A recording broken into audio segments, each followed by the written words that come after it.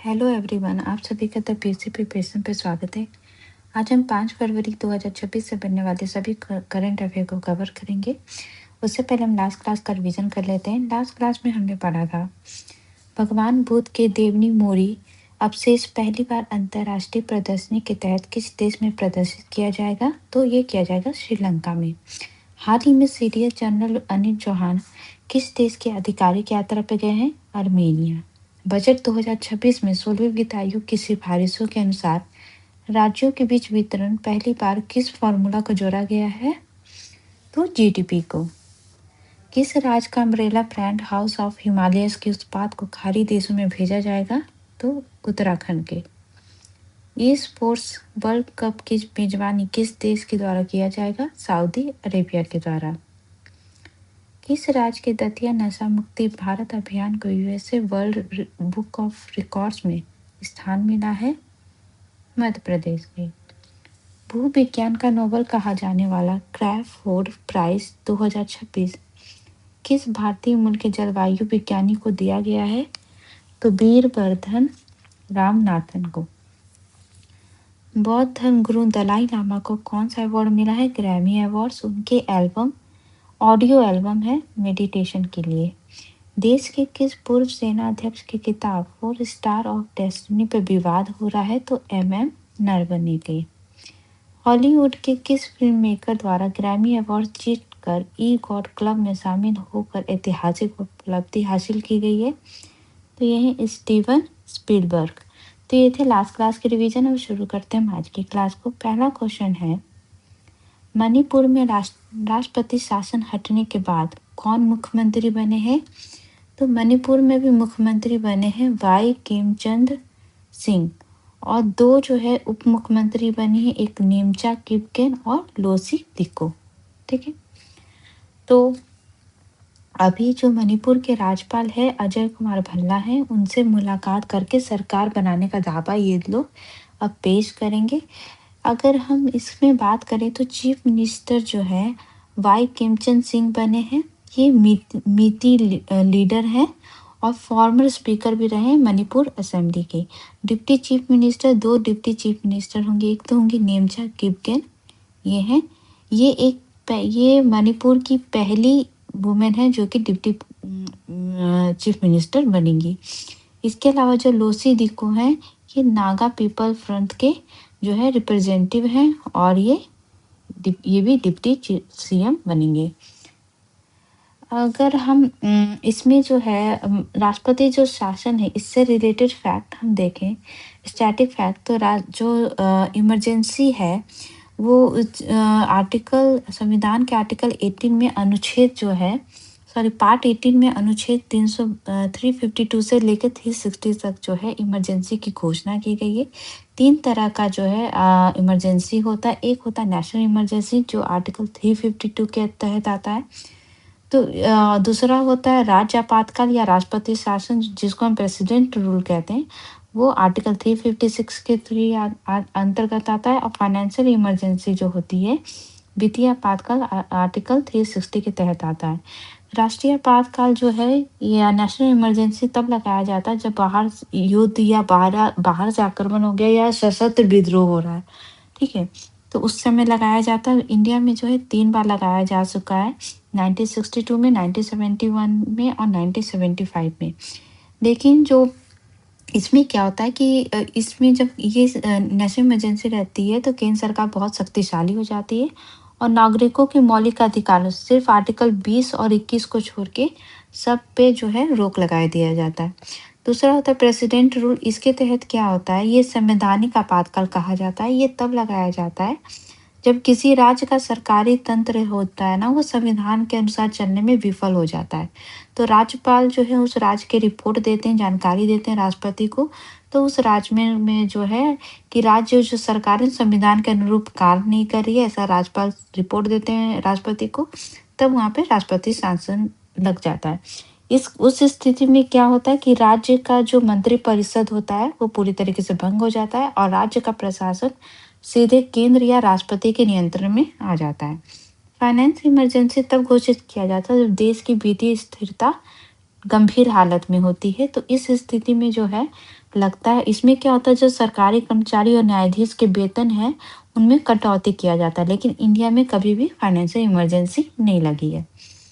Next question है, हाल ही में पेश किए गए बजट 2026 के आइकॉनिक पुरातात्विक स्थलों की सूची में शामिल किस स्थल की चौथे चरण की खुदाई की जा रही है?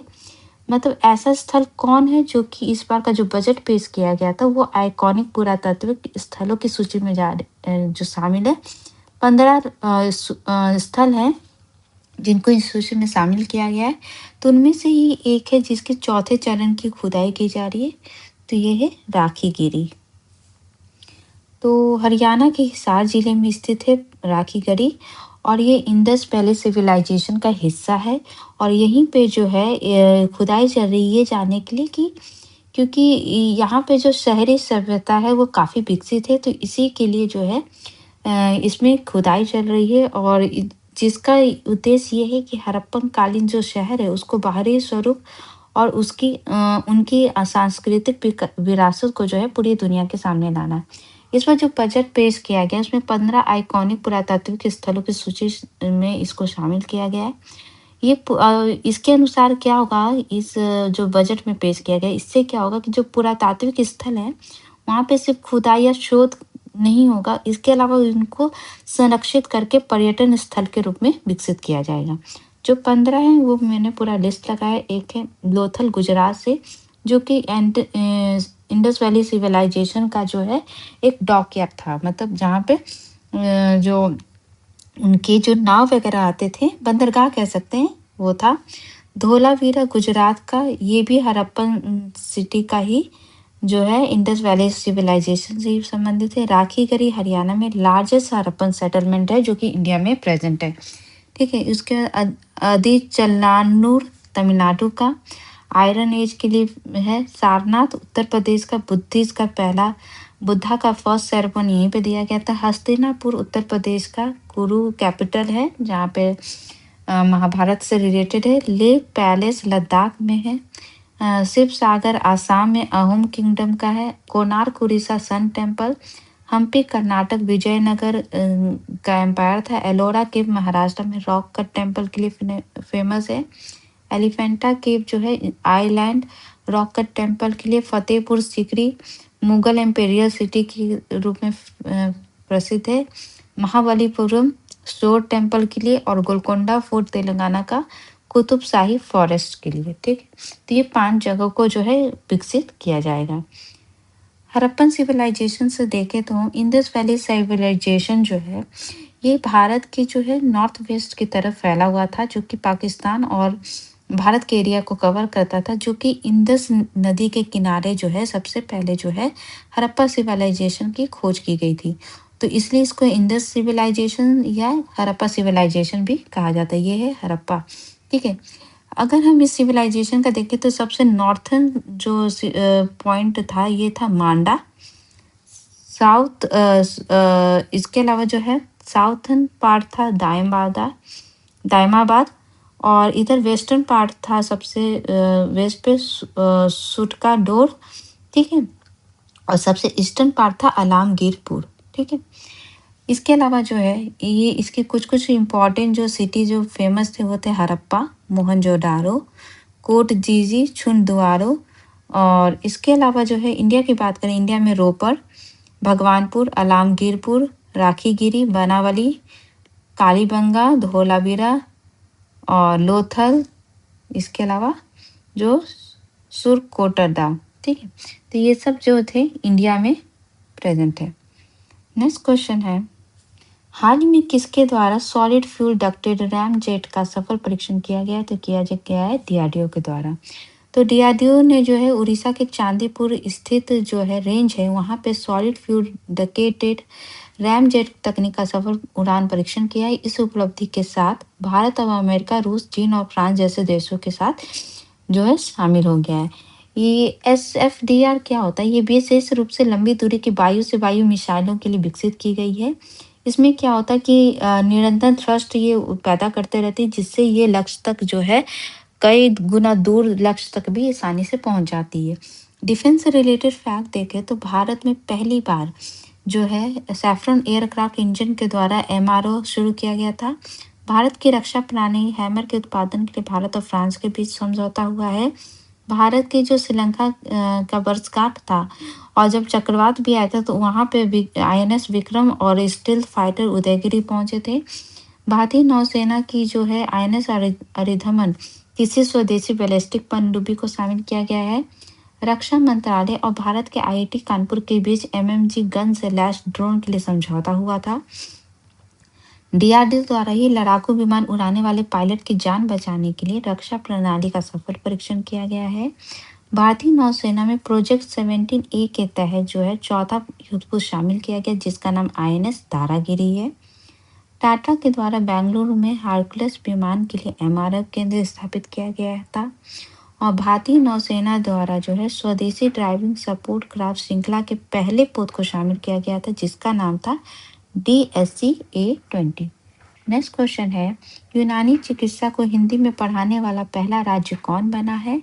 तो ये बना है मध्य प्रदेश। तो मध्य प्रदेश में एलोपैथी के बाद अब यूनानी चिकित्सा पद्धति की पढ़ाई भी हिंदी में होगी और उर्दू पुस्तकों का हिंदी में अनुवाद किया जा रहा है आयुष विभाग की तरफ से। और इसमें जो है 5 विषयों की पुस्तकों का अनुवाद हो गया। 2 पुस्तकें जो है अभी भी उर्दू और अरबी भाषा में। तो ऐसा करने वाला जो है ये पहला राज्य बना है। फर्स्ट इन इंडिया से रिलेटेड फैक्ट देखें तो देश की पहली रोपवे परियोजना जो है वाराणसी में शुरू की जाएगी। देश का पहला हाइड्रोजन चालित वाटर टैक्सी जो है काशी वाराणसी से शुरू किया जाएगा। भारत का पहला स्वदेशी मानव युक्त पनडुब्बी जिसका नाम है मत्स्य 6000 इसे इंडिया इंटरनेशनल साइंस फेस्टिवल में प्रदर्शित किया गया था। रेलवे द्वारा ई बाइक रेंटल सेवा पहली बार जो है कोझिकोड से शुरू किया गया था। देश का पहला स्वदेशी ध्रुव 64 एक माइक्रो प्रोसेसर है। ये CDAC के द्वारा बनाया गया है। देश का पहला लोकोमोटिव रेस्टोरेंट जो है प्रयागराज के छिपकी रेलवे स्टेशन पर शुरू किया गया है। मध्य प्रदेश का नेशनल हाईवे 45 प्रदेश का पहला वाइल्ड लाइफ सेफ सड़क शुरू हुआ है। देश में सबसे पहले जयपुर में जो अंतर्राष्ट्रीय हवाई अड्डा है वहाँ पे AI आधारित लॉस्ट एंड फाउंड प्रणाली शुरू की गई थी। और पूर्व प्रधानमंत्री भारत रत्न से सम्मानित अटल बिहारी वाजपेयी को समर्पित पहला संग्रहालय ग्वालियर में खोला गया है। आर्यभट्ट टेक्नोलॉजी द्वारा विकसित पहला स्वदेशी मानव रहित हवाई वाहन जिसका नाम रखा गया है आर्या। नेक्स्ट क्वेश्चन है भारत और किस देश के बीच खंजर अभ्यास का 13 संस्करण असम के मिसामारी में संपन्न किया जाएगा? तो ये होता है भारत और किर्गिस्तान के बीच। ठीक है, तो ये जो है ये अभ्यास जो है आसाम में मिसमारी में आयोजित किया जाएगा। ठीक है, अगर किर्गिस्तान से रिलेटेड फैक्ट देखें तो किर्गिस्तान जो है इसकी जो सीमा लगती है इधर कजाकिस्तान लगता है, इधर उज्बेकिस्तान है, ताजिकिस्तान है और इधर जो है चाइना से सीमा साझा करता है। किर्गिस्तान की जो कैपिटल है वो बिश्केक है। ठीक है, इसके अलावा जो है इसकी सबसे लंबी माउंटेन रेंज वो है तियान शान। इसकी सबसे हाईएस्ट पीक है वो जेंगिस चोकुसु है। ठीक है, इसकी जो एक लेक है जिसका नाम है लेक इसिक-कूल, ये वर्ल्ड का सेकंड हाईएस्ट एल्टीट्यूड लेक है आफ्टर द लेक टीटीकाका। ठीक है, तो टीटीकाका के बाद जो है हाईएस्ट जो है हाई एल्टीट्यूड लेक है और ये सलाइन लेक है। और ये जो लेक जो है ये माना जाता है कि ये जो है किर्गिस्तान की जो है लाइफ लाइन है। इसके अलावा जो किर्गिस्तान को है water tower of the central Asia भी कहा जाता है। क्यों? क्योंकि जो ये है सेंट्रल एशिया का जो सबसे ज़्यादा फ्रेश वाटर जो है वो किर्गिस्तान के एरिया में ही पाया जाता है। इसके अलावा इसकी इम्पॉर्टेंट रिवर है, सबसे लॉन्गेस्ट रिवर है वो है नारायण रिवर। ठीक है, नेक्स्ट क्वेश्चन है हाल ही में जारी ATP रैंकिंग में टॉप पे कौन खिलाड़ी है? तो टॉप पे जो है मेंस कैटेगरी में बात करें तो कार्लोस अल्कराज हैं जिनके द्वारा जो है अभी जो है ऑस्ट्रेलियन ओपन भी जीता गया है। और फीमेल कैटेगरी में जो बात करें अरियाना साबालेंका है। ठीक है, तो कार्लो अल्कराज जो है मेल कैटेगरी में फर्स्ट पे कार्लोस अल्कराज है, सेकंड पे यानिक सिनर है और थर्ड पे नोवाक जोकोविच है। वुमेन की बात करें, अरियाना सेवालेंका जो है टॉप पे है। हालांकि जो जीती है, अगर बात करें इसकी ऑस्ट्रेलियन ओपन, तो एलिना रवियंका ने जीता था, ठीक है। फिर भी ये थर्ड नंबर पे है। सेकंड नंबर पे ईगा स्वीटेक है और थर्ड पे इयाना रेवेंका है। गेम से रिलेटेड फैक्ट देंगे तो भारत के 92nd ग्रैंड मास्टर आर्यन वर्षने बने हैं। खेलो इंडिया विंटर गेम्स 2026 लद्दाख में हुआ था, ठीक है। और जिसमें टॉप पे जो है वो स्टेट रही थी, वो थी हरियाणा। भारत के प्रमोद भगत और सुकांत कदम ने मिस पैरा बैडमिंटन आमंत्रण टूर्नामेंट 2026 में गोल्ड मेडल जीता था। सानिया नेहवाल के द्वारा जो है संन्यास की घोषणा की गई है। बीसीसीआई द्वारा खिलाड़ियों के लिए केंद्रीय अनुबंध में A+ श्रेणी को समाप्त कर दिया गया है। भारत में खेलने से इनकार करने के कारण बांग्लादेश जो है T20 वर्ल्ड कप से बाहर हो गया है। ग्रैंड स्लैम में 400 मैच जीतने वाले दुनिया के पहले खिलाड़ी नोवाक जोकोविच बने थे। छत्तीसगढ़ के मुख्यमंत्री विष्णुदेव सहाय द्वारा जो है सरगुजा ओलंपिक के शुभांकर का अनावरण किया गया था, जिसका नाम था गजरू। ऑस्ट्रेलिया ओपन 2026 की महिला सिंगल का खिताब एलिना रावियंका ने जीता था और ऑस्ट्रेलिया ओपन 2026 के पुरुष एकल का खिताब जो है कार्लोस अल्कराज ने जीता था। इसके अलावा प्रो रेसलिंग 2026 जो है हरियाणा थंडर्स के द्वारा जीता गया है। नेक्स्ट क्वेश्चन है, विशाखापट्टनम में आयोजित होने वाले इंटरनेशनल फ्लीट रिव्यू में किस नेवल ऑफशोर पेट्रोल वेसल को प्रेसिडेंशियल यास्ट बनाया गया है? मतलब विशाखापट्टनम में जो है एक नेवी के तरफ से एक परेड कह सकते हैं, वो होता है जिसको हम कहते हैं इंटरनेशनल फ्लीट रिव्यू, जिसमें जो है प्रधानमंत्री जो हैं वो मुआयना करते हैं कि नेवी की जो पावर है वो किस तरीके से देश में काम कर रही है। तो इसके लिए एक प्रेसिडेंट जो है जिस पे बैठ के मुआयना करती हैं, जिस वेसल पे उसको कहते हैं प्रेसिडेंशियल यास्ट। तो किस वेसल को चुना गया है इसके लिए? तो इसका आंसर है INS सुमेधा, ठीक है।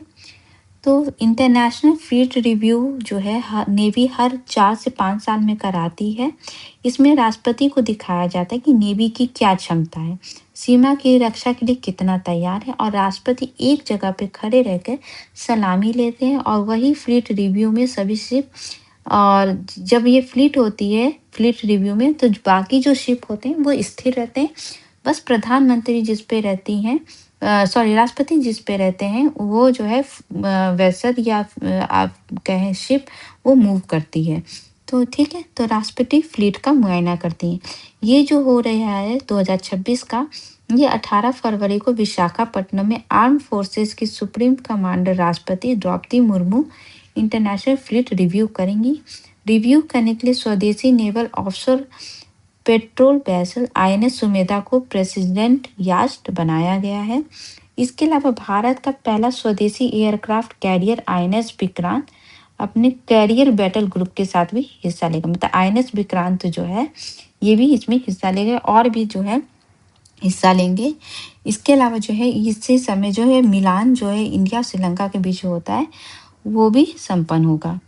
तो जो फर्स्ट ये रिव्यू हुआ था 2001 में किया गया था, तब राष्ट्रपति KR नारायण ने INS सुकन्या से फ्लीट का निरीक्षण किया था। दूसरा जो है फ्लीट जो है ये विशाखापट्टनम में साल 2026 में हुआ था और लास्ट टाइम जो है 2022 में हुआ, तो अब जो है 2026 में हो रहा है।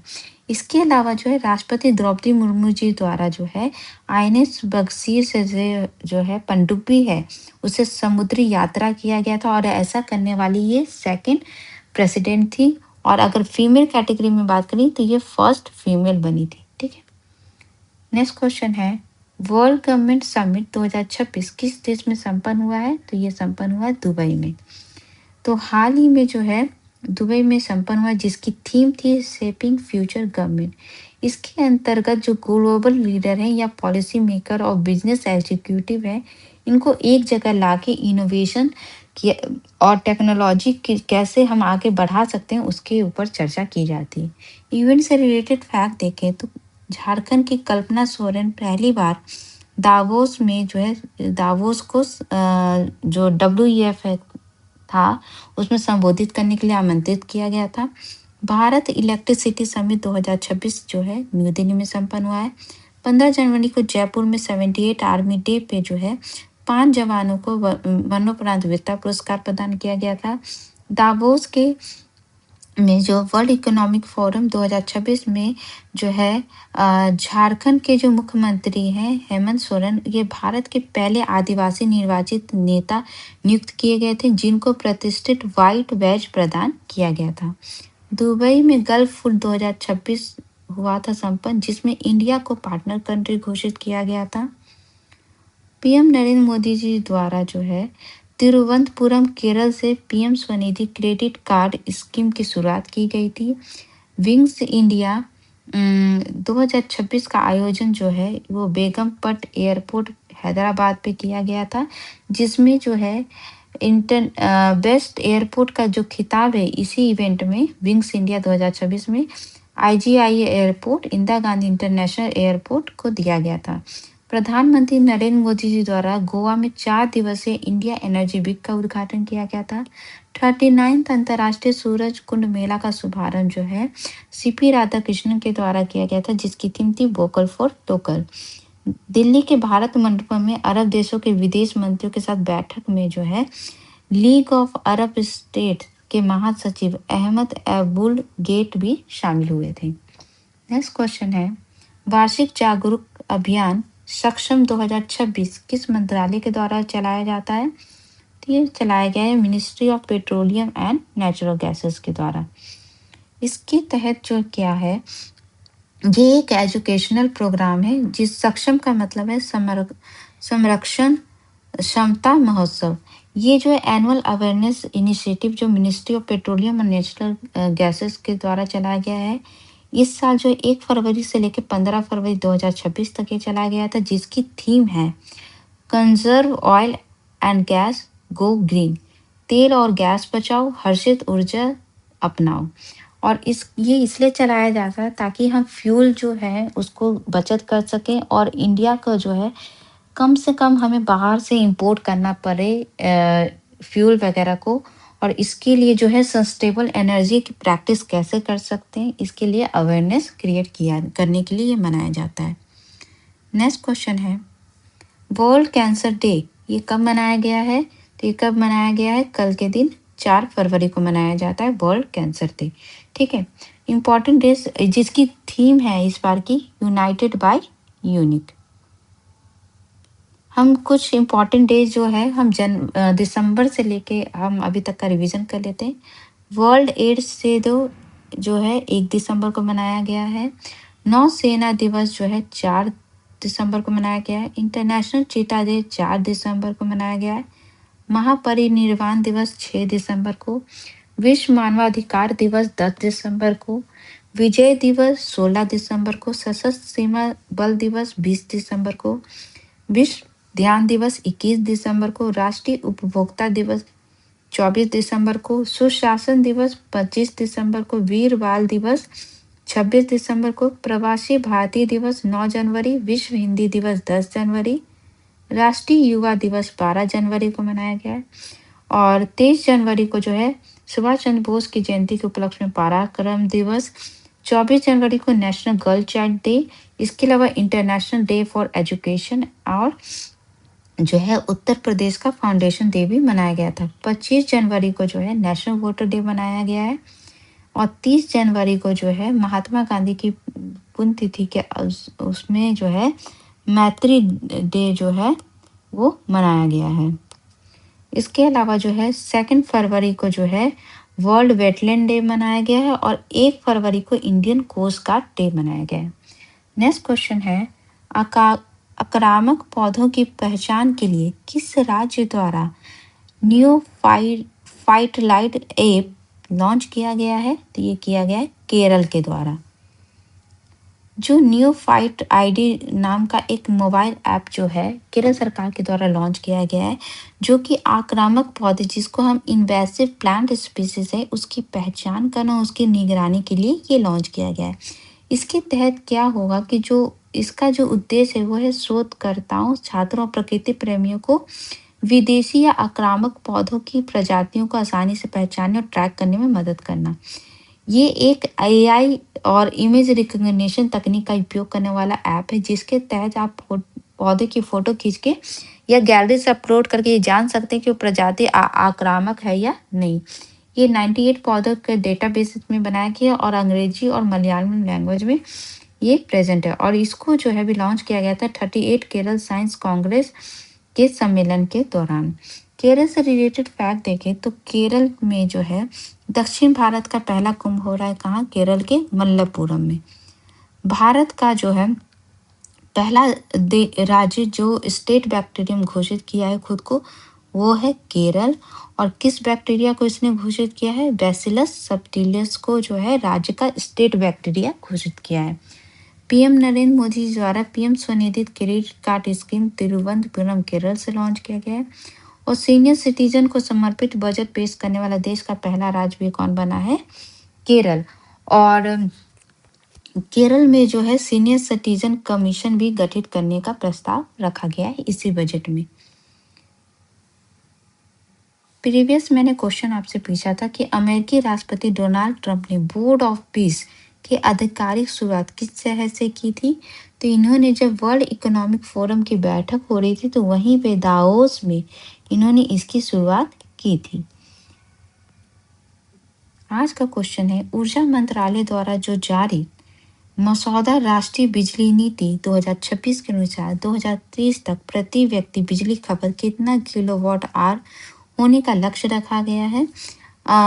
फर्स्ट ऑप्शन है आपका 2000 kilowatt hour, 4000 kilowatt hour, 1460 kilowatt hour और 2500 किलोवाट आवर। इसका आंसर आप मुझे कमेंट बॉक्स में दे सकते हैं। तो ये थे आज की important current affair. I hope आपको क्लास अच्छी लगी हो, तो प्लीज़ चैनल को लाइक शेयर सब्सक्राइब जरूर करिएगा। Thank you so much.